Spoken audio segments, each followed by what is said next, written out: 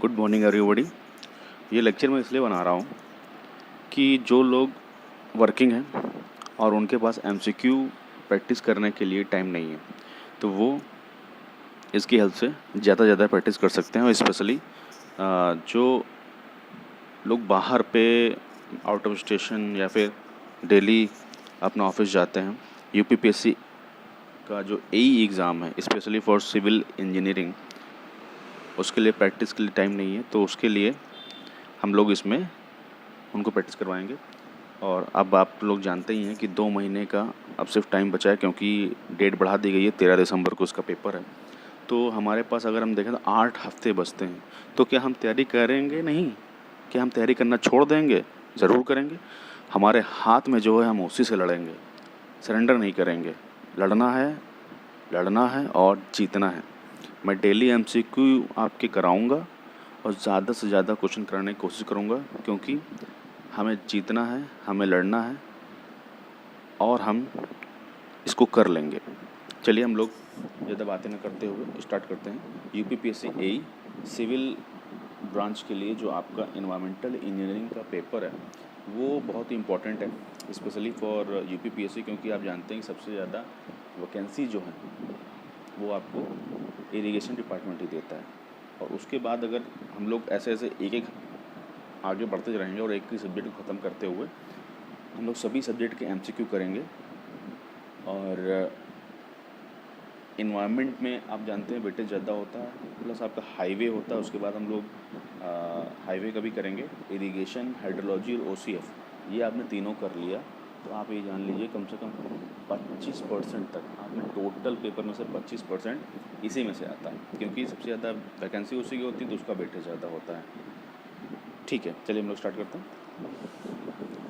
पहला है orthotolidine test is use for determination. पहला ऑप्शन है आपके पास dissolve oxygen, residual oxygen, BOD और डोज ऑफ कोगुलेंट। इसका ऑप्शन 3 सेकंड आपके पास। इसका करेक्ट ऑप्शन है रेसिडुअल क्लोरीन।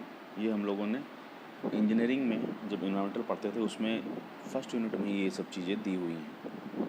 उसको अगर आप एक बार थोड़ा ब्रशअप कर लेंगे तो ज़्यादा बेटर रहेगा। चलिए हम दूसरे क्वेश्चन पे आते हैं। इजी क्वेश्चन है अभी। Sewers are provided with ventilation column.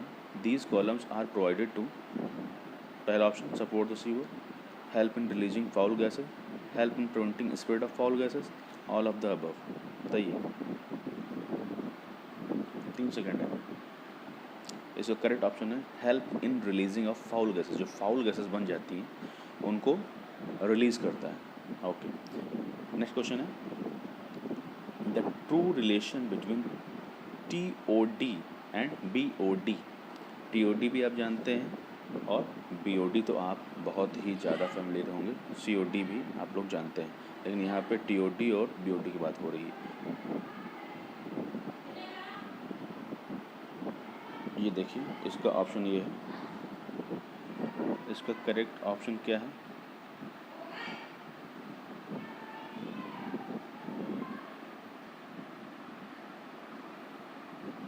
तो इसका करेक्ट ऑप्शन आप लोग बताइए, 3 सेकंड है आपके पास।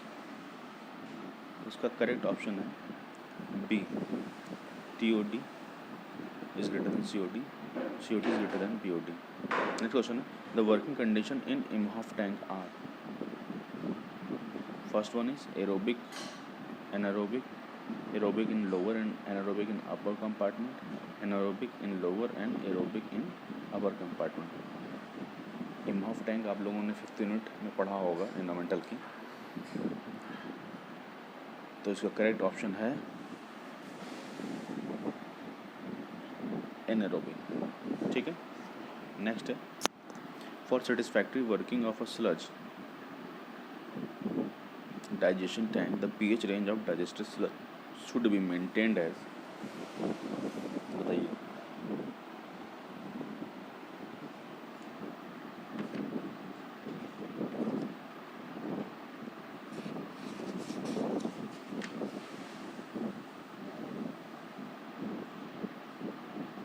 तीन सेकंड है आपके पास। देखिए, इसका सही ऑप्शन है बी। क्यों, ऐसा क्यों? इसके लिए मैं आपको कारण बता दूँ कि for satisfactory working a sludge digestion time pH should be in the range of 6.5 to 8.0 as the methane form work in this range. Okay, चलिए नेक्स्ट क्वेश्चन है, फिर से मैं आपको रिपीट कर दूँ। For satisfactory working of a sludge digestion tank the pH range, किसकी बात कर रहा है? स्लज डाइजेशन टैंक की। जैसे pH range digested sludge should be maintain है, पीएच कितना मेंटेन करना चाहिए for satisfactory working of a sludge digestion tank 6.5 to 8.0। ठीक है, नेक्स्ट क्वेश्चन है the maximum allowable limit of fluoride in potable water should not exceed. ये तो आप जानते हैं maximum allowable limit of fluoride, ये तो आप लोगों ने आई थिंक पहली यूनिट में ही पढ़ा होगा, बीटेक में ही है, वाटर सप्लाई इंजीनियरिंग में। इसका तो बताइए, 3 सेकंड है आपके पास, 15 तो हो नहीं सकता, इतना कम हो नहीं सकता।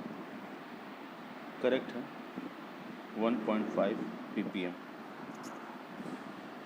ठीक है, next question the main cause of eutrophication of lakes in the enrichment of lake water। बताइए यूट्रोफिकेशन कहाँ होता है? न्यूट्रिएंट्स जहाँ होता है उसको, वहाँ पे इसका प्रोसेस होता है यूट्रोफिकेशन। क्या बोल रहा था? Main cause of eutrophication of lakes is the enrichment of lake water with, क्या होना चाहिए? न्यूट्रिएंट्स। क्योंकि आप ये जानते हैं कि nutrient causes eutrophication of lake. To control eutrophication of lakes copper sulphate CuS4 is added to water. अगर आपको यूट्रिफिकेशन रोकना है पानी का तो उसे आप कॉपर सल्फेट से मिला देंगे तो आपको यूट्रिफिकेशन रुक जाएगा। नेक्स्ट है in fresh water organism attached और रेस्टिंग एट द बॉटम और living in the bottom sediment are known as, बताइए, plankton, nekton, neuston, benthos. In freshwater organism attached or resting at the bottom or leaving the bottom sediment are known as, इसका सही answer होगा benthos. जिसने theory पढ़ी है उसके लिए मैं आंसर वैसे बता दूँ। बेंथोस क्या है? Benthos is the community of organism which live on in और नियर द सी बेड। समझ रहे हैं? नियर द सी बेड, उसे क्या बोलते हैं? Benthic zone. The community lives in और नियर मरीन सेडिमेंट। ओके, और ये क्या पूछ रहा है? In fresh water organism attach और resting at the bottom living in the bottom sediment.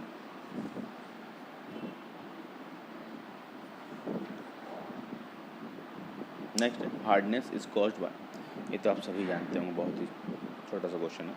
All metallic ions, divalent metallic ion, sulfates and chloride, carbonates and bicarbonates। बताइए इसका सही आंसर है डाइवेलेंट मेटेलिक आयन। ऐसा क्यों भाई?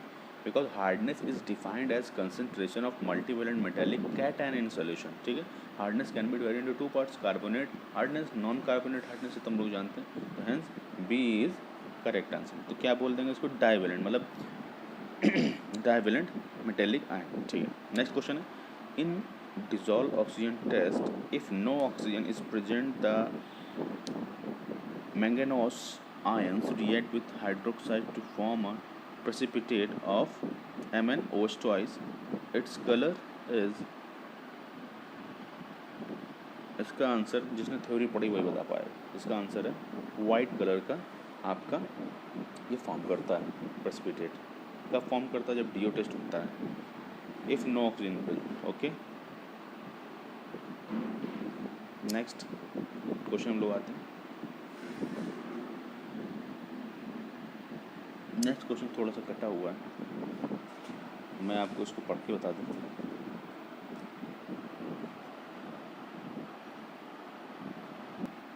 ये क्वेश्चन होगा drop manholes are found to be. Drop जो मैनहोल होते हैं, मैनहोल आपने सीवर लाइन के ऊपर देखा होगा, drop manholes are found to be. पहला इसका ऑप्शन है विदाउट एंट्री लैडर्स, दूसरा है विदाउट मैन होल कवर्स, तीसरा है with depth more than 3.5, fourth है having drains at different level.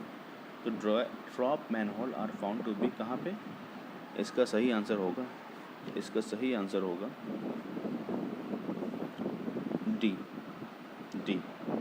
Okay, इसका आंसर होगा D, having drains at different level. अगर ड्रेन का डिफरेंट लेवल है तो वहाँ पे हम लोग ड्रॉप मैन होल को कंस्ट्रक्ट करते हैं। चलिए नेक्स्ट क्वेश्चन है, the commonly used material to rising main is, बताइए। ये तो बहुत ही सिंपल क्वेश्चन है, cast iron, galvanised iron, concrete, asbestos, बताइए।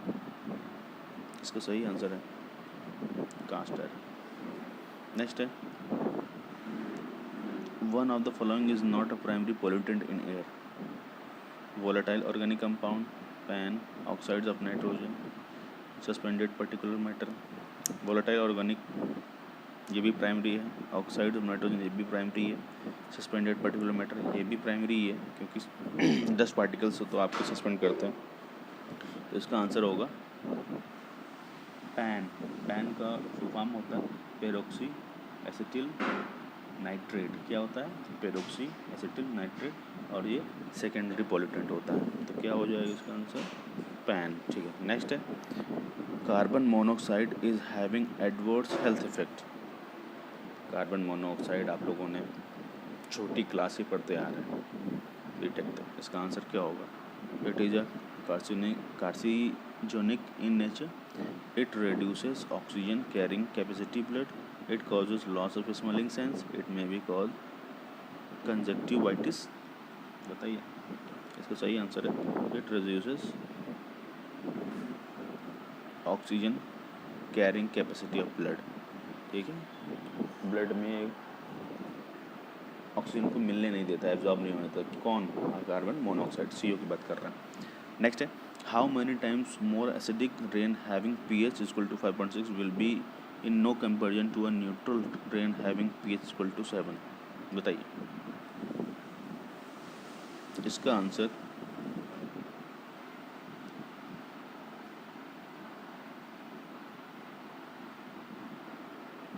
आंसर में कुछ कंफ्यूजन है। चलिए नेक्स्ट क्वेश्चन देख लेते हैं, इसको हम लोग बाद में कर लेंगे। Air cleaning device which removes smallest particle is electrostatic precipitator, fabric filter, water scrubber, cyclone collector. तो इसका आंसर है फैब्रिक फिल्टर। नेक्स्ट है, the Bangalore method of mechanised composing is also known as. Bangalore method आप गूगल भी डालेंगे तो आपको मिल जाएगा, और ये थोड़ा एडवांस मेथड है, तो जो एनारोबिक प्रोसेस। चलिए, एन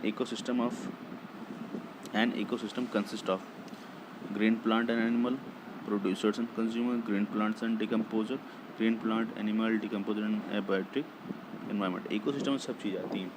डी वाला सही आंसर है। नेक्स्ट क्वेश्चन है, if H1 is the head loss, Q is the discharge, L is the length of pipeline, F is the friction factor and D is the diameter of pipe, then their relationship would be। ये तो सीधा formula है, आप लोग देख सकते हैं। पहला option HF is equal to FL square Q square upon D to the power 5, और इसका करेक्ट आंसर है HF is equal to FL Q square 12.1 D to the power 5, मतलब ये B वाला आंसर है। नेक्स्ट है, the Hazen William formula for pipe flow is. ये तो आप लोग देख के बता लेंगे, बताइए क्या होगा इसका Hazen William formula. V equal to KC r to the power 0.63 s to the power 0.50, कि B वाला V equal to 0.85 CR r to the power 0.63 s to the power 0.54। सही है, इसका सही आंसर है बी। V इक्वल टू 0.85 याद कर लीजिए इसको, R equal to 0.63 s to the power 0.54, Hazen William formula. Next है, in an ecosystem the correct food chain will be. बताइए फटाफट देख के आंसर। इसका 3 सेकंड है, 1 2 3। इसका आपका सी वाला ऑप्शन बिल्कुल सही है, फाइटोप्लैंक्टन, जूप्लैंक्टन, फिश। नेक्स्ट है आपका the diameter of RCC sewer pipe is 300 mm। The gradient required generated self cleansing velocity would be order of, बताइए, 1 in 100, 1 in 190, 1 in 220, 1 in 920। इसका सही आंसर है 1 in 220। ठीक है। The most economical and hygienic privy for rural area. Privy यहाँ आप समझ लीजिए, जहाँ आपको हाइजीनिक प्राइवी की बात करें तो ये आप समझ लीजिए कि ये किसकी बात कर रहा है, किसकी बात कर रहा है, ये लेटरिन की बात कर रहा है, टॉयलेट की बात कर रहा है। ओके, जहाँ पे आपका फीसेस रिलीज़ किया जाता है, ह्यूमन फीसेस को रिलीज़ किया जाता है। ओके, तो रूरल एरिया में आप जानते ही हैं बहुत सारी दिक्कतें होती हैं, सिविल लाइन नहीं होती है, तो फिर वहाँ पे वो आपने देखा होगा जो स्पॉन्ज बॉक्स की तरह एक पिट खोदा जाता है और वहाँ पे वो जो ह्यूमन फिशेस है विथ वाटर वो क्या होता रहता है, वहाँ पे एब्जॉर्ब होता रहता है। तो इसका सही आंसर हो जाएगा एंड एक्वा प्राइवी। ठीक है, पिट प्राइवी नहीं होता, शोक पिट नहीं होता, सेप्टिक नहीं होता, क्या होता है एक्वा प्राइवी, क्योंकि वहाँ पे ह्यूमन फिशेस के साथ वाटर भी यूज़ किया जाता है, क्योंकि भाई वाटर के थ्रू ही तो वो ह्यूमन फिशेस आगे बढ़ के जाएगी, तो उसे क्या बोलते हैं एक्वा फिशेस। ठीक है,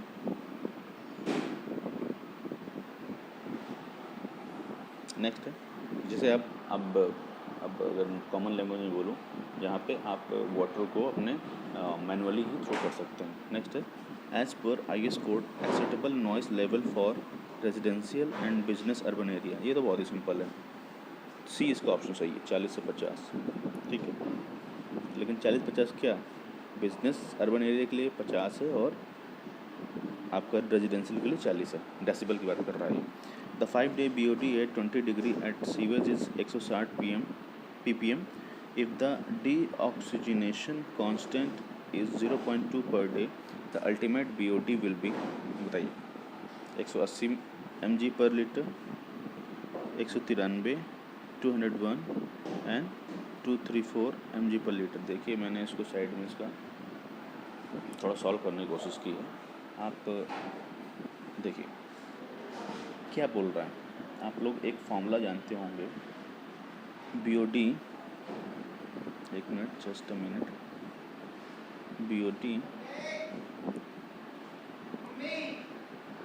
5 दिन की होती है, is equal to BOD 5 is equal to 0.68 BOD ultimate. ठीक है, तो BOD 5 आपको कितना दिया है, देख लीजिए आंसर में, क्वेश्चन में 160 दिया हुआ और BOD U आपको अल्टीमेट निकालना है, तो 0.68 नीचे आ जाएगा। ठीक है, 0.68 जब इसके नीचे आएगा, जब आप इसको सॉल्व करोगे तो ये आपका आ जाएगा 68/2। ठीक है, क्योंकि 3 से करेंगे तो ज़्यादा हो जाएगा, 2, उसको आप लोग कैल्शियम या फिर ऐसे भी कर सकते हैं, 2 3 से फिर जाएगा 8 4। ओके, 2 3 4 इसका आंसर आएगा। तो यहाँ आप देख सकते हैं इसका आंसर है 234 mg पर लीटर। ठीक है, तो ये फार्मूला बहुत इम्पोर्टेंट है। क्या फार्मूला है, BOD 5 is equal to 0.68 BOD U। ठीक है, COD BOD से क्वेश्चन जरूर पूछता है। चलिए नेक्स्ट क्वेश्चन पे हम लोग आते हैं।